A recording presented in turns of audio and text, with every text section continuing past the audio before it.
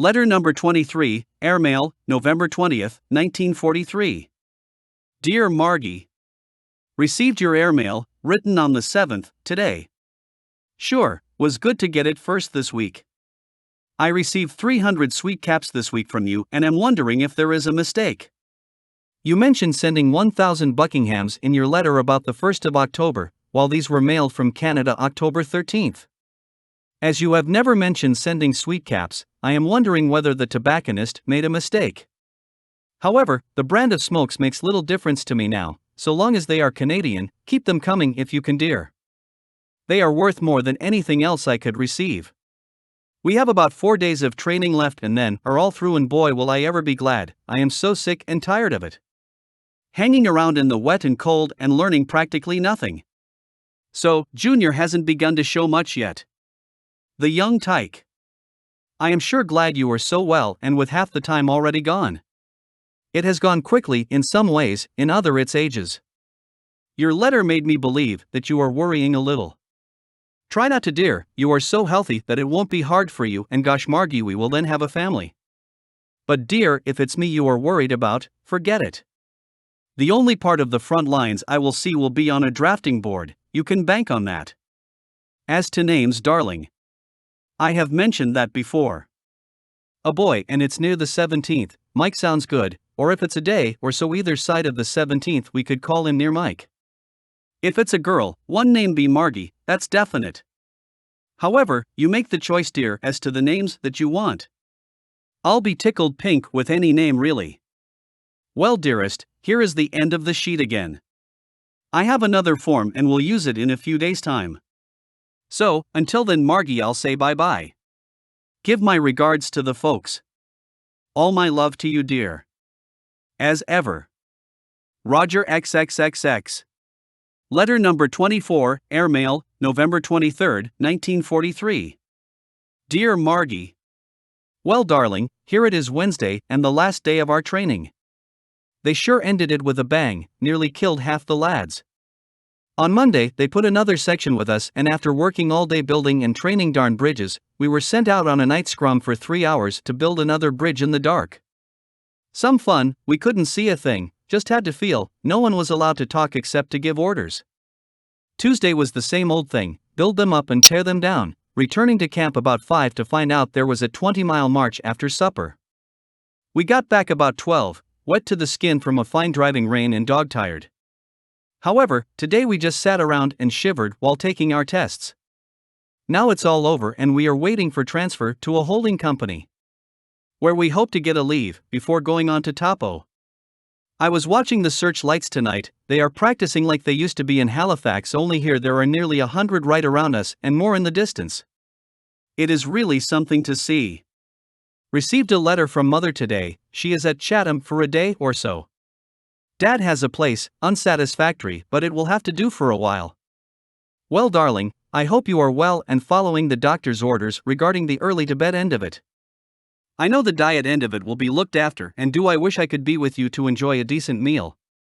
I get so sick of this army and English grub. It all tastes the same. They think salt is an old fisherman and pepper means to throw.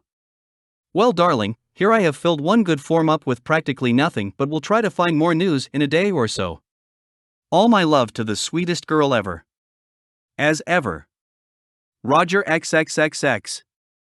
Letter number 25, Airmail, November 28, 1943. Dear Margie. Well darling, here it is less than a month to Christmas. I hardly realized it as there are no signs of Christmas around here, either in stores or home decorations. The only thing are the long hedges of holly. Hedges that grow nearly 15 feet high and are used around fields and houses in place of fences. The tree is very much like our hawthorn bush, but of course the leaf is different. They are loaded with berries and make the perfect complementary coloring. We finished our training Thursday and were transferred to a holding company.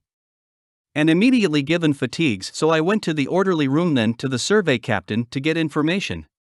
The captain of the survey told me he had received orders that we were to have our leave and be available for course by December 10th to 15th. But our training company had never mentioned it to us. Boy was I sore and am going after the leave tomorrow morning first thing and see what I can do. One thing, I go on with the course and have a choice of either the drafting or the survey. I haven't decided yet which is the better to work on. I like drafting, but know I will never be much better than I was in Halifax, where survey proper requires the drafting I have taken and carries an opening to more fields of work and training. Which will be of more value after the war is what I am counting on. I have received 4 letters in 2 days, and do I feel good about it? 2 from you, darling, the letters number 6 and number 8. I am glad to hear how good you feel and look. Boy, bus 36-inch, Fifu, do I wish I were home. You could be Canada's number 1 sweater girl, darling. I got a laugh out of the Santa Claus parade. I'll bet your dad had the time of his life with all the kids. I can hear him chuckling at the kids. The other letters were from Mother and the other from Aunt Ruth. Mother says she hasn't received a letter from me for some time, maybe they haven't caught up to her yet. I've written every week, COBB. So, she probably has them by now. I saw Jim A the other day, he is still in training of course, naturally not liking it. He said he had received word from home and was grateful to you for phoning his mother. Yes, he gets pretty lonesome I guess, but don't we all? One thing, they are really bombing Germany and I hope they can keep it up, although it takes the heart out of the men when they hear of their government selling out so easily as they did in the case of Mosley. That makes 3 now, Darwin, Bagdalis and this one. The English boys are pretty well disgusted and I don't blame them a bit. Had Mosley been a communist he would have rotted to death in prison like Sullivan did in Canada. I guess class distinction and the almighty buck talked again.